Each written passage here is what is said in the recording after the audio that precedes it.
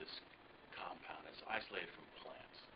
Okay, and it's an anti-cancer drug that, in its natural form, is very effective against cancer.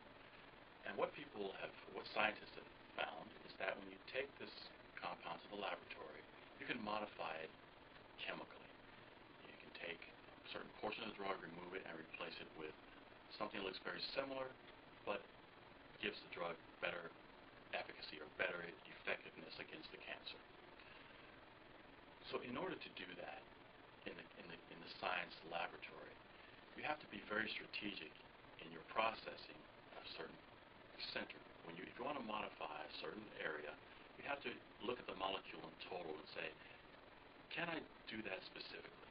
And if you can't do it specifically because you have other competing reactive centers, you have to really think about how you're going to prevent the chemistry from occurring at those other centers.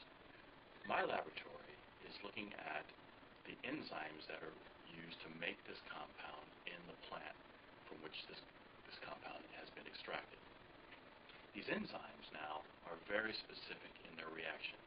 If we want to modify a center here, much like the synthetic chemist likes to do in a laboratory, we can take that molecule, and we don't have to really worry about these other competing reactive centers because our enzyme modifies that position specifically. We're looking at a greener process where we are eliminating a lot of the organic solvents that are used in chemical synthesis, and we're eliminating a lot of the workup that is involved in isolating the compound after you finish the chemical synthesis.